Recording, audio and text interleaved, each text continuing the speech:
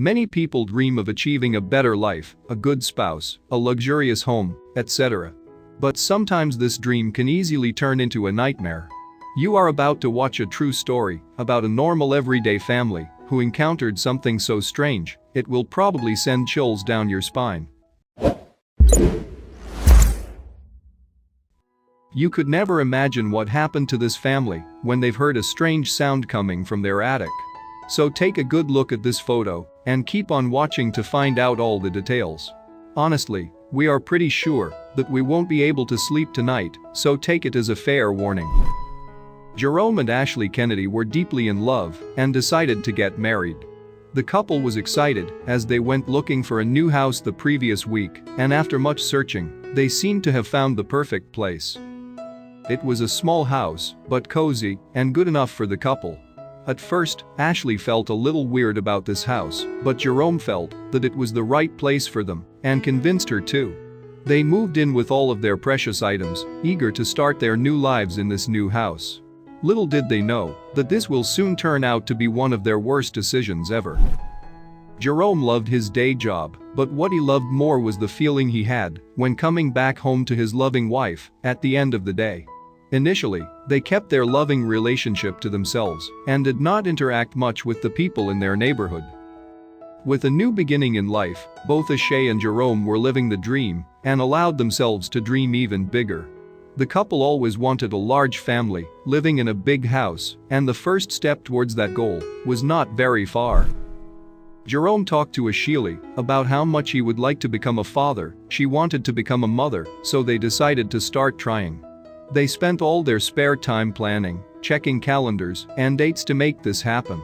And as expected, not long after, Ashley brought the biggest news of her life to Jerome.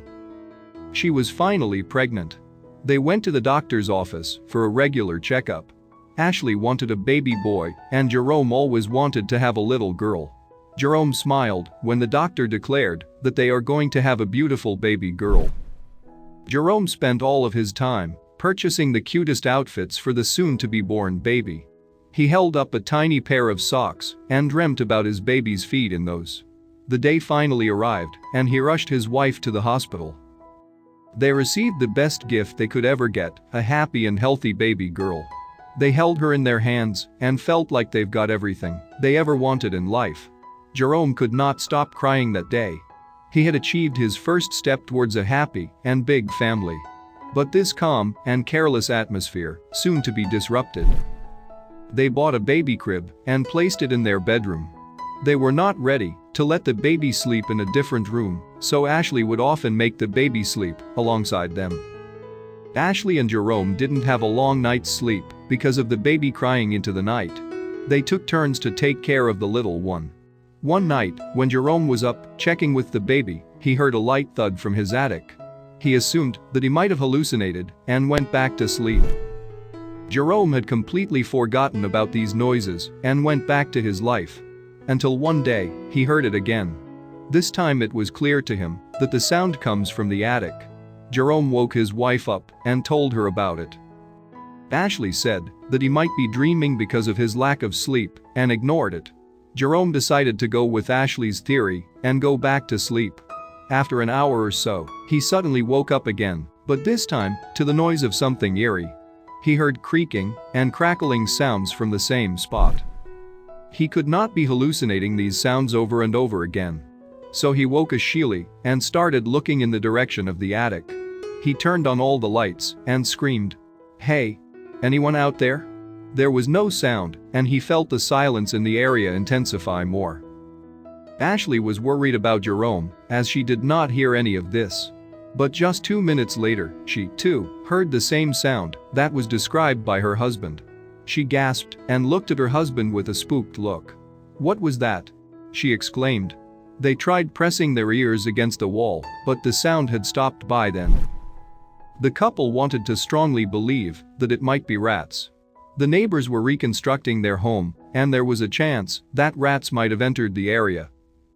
Days passed, and they had forgotten about this. But this was not the end of the attic noises.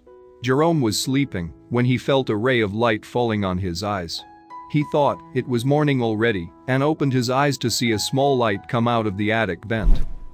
He woke up in a fraction of a second and silently walked up to the vent.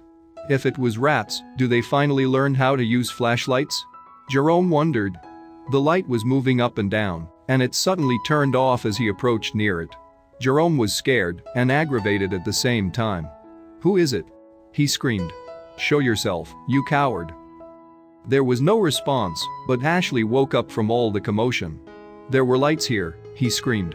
Ashley was worried that he might wake the baby up. So she brought him back to bed quietly. Jerome was not going to keep quiet now. The next morning, he went to the local electronics store and purchased a surveillance camera. He came back home and informed his wife that he is going to put an end to all this nonsense for good. He saw a small opening near his attic and pushed the camera inside the space during the day.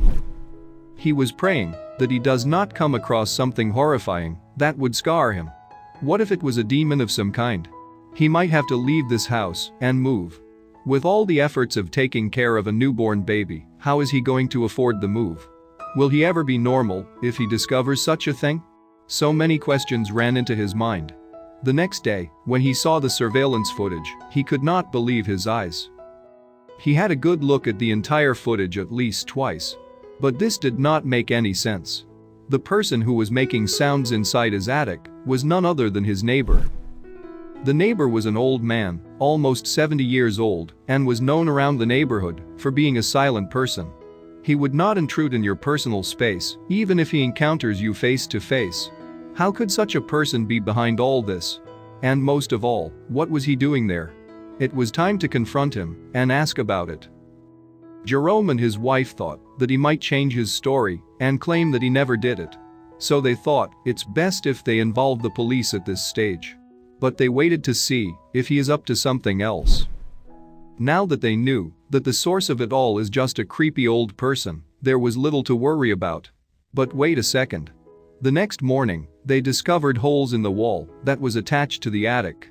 The holes were tiny, but just enough to peep through. We are dealing with a peeping Tom, after all. The bizarre part was a hidden loose wall between their neighbor's house and their attic. The wall was conveniently loosened by their neighbor, the 69-year-old Robert Havrilla, who had some evil intentions behind this. He tried to invade their personal space in a very weird way. What was the need to tear down this wall? And how did he manage to do it without getting out too much noise? Now, this was more reason to freak out. Humans can be easily scarier than ghosts in today's age. Jerome took out the video footage and looked at it longer in hopes of finding out his intentions. But all he did was crouch and move around. He would occasionally rest on the board and look in a single direction. When he had the right cue, he would pull out his hand drill and make holes in random places. He was not sure what to make of this. Was he trying to break the ceiling? Or just took an opportunity to peep down the room? He took advantage of the renovation and did whatever came to his mind. The family was certain that he started this activity soon after the birth of their child. He was doing this so that he can look at what they are up to all day and all night long. Looking and staring at them while they are engaged in private activity might have been his main intention, says Jerome. This feeling made him want to throw up. Jerome thought that he was alone in his room, but all this time, someone was looking at him. Ashley felt like her insides got mixed with some chemicals. She had never felt this way in her life before. Robert had access to watch them right below him. Robert could have done anything that he wanted, including hurting them or the baby. The man could have taped them or drop into the room heavy items that might hurt the baby. Jerome felt violated in every way possible. It was not enough that he caused enough commotion to irritate a newborn baby with constant construction, that he had to indulge in these kinds of activities. It was high time now, and they warned the guy to stay out of their attic. The next step was to file an official complaint to the police. No one has to live a life in this manner. A simple warning was not enough to keep this man away from their attic. They had to make sure that their baby was going to be okay. They filed charges of trespassing and stalking. This was way beyond what they imagined their life was going to be. Since this case was too creepy, the police had to intervene immediately. They arrested him, based on the CCTV footage. Once they took him to custody, they questioned him about his actions. But Robert Havrilla denied all of the charges. He said that he never went anywhere near their attic. He said that the only way into their attic is through a ladder.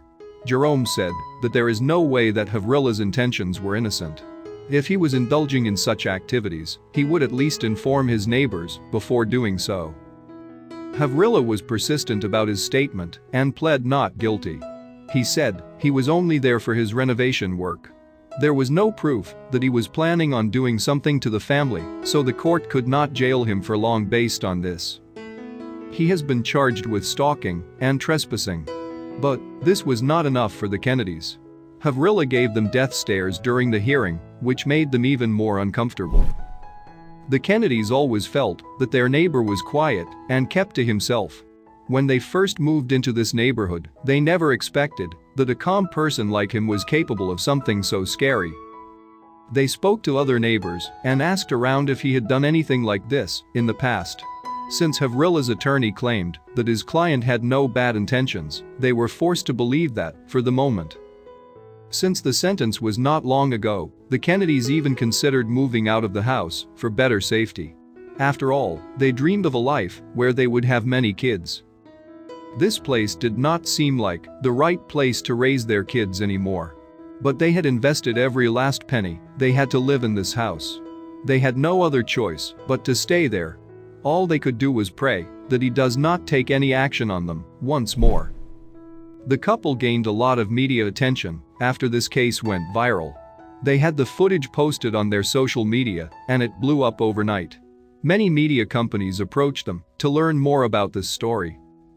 They finally decided to interview with Inside Edition and narrate the entire story with them. This was aired on their channel as a special. The footage and narration were chilly enough to drive anyone out of that space. All a person wants at the end of the day is to have a good night's sleep. If they cannot sleep peacefully at night, then what's the point of staying there? They spent every day thinking that Havrilla might send someone else to hurt them in their sleep. What if the whole case backfired on them? Jerome had a lot to consider with a small baby in the house. The bedroom never felt the same again. Whenever he changed his clothes, he looked around 10 times before changing. All sense of privacy was lost. Ashley's reaction to the whole thing was emotional.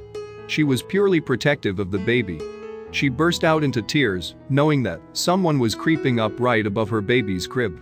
She had a strong feeling that he might have intentions to either rob the family or murder them. Ashley was thankful that her husband was able to capture all this before things went out of hand. This was not the first time something creepy like this is happening in an attic. A woman once found a man who was living out in her attic for more than 10 years.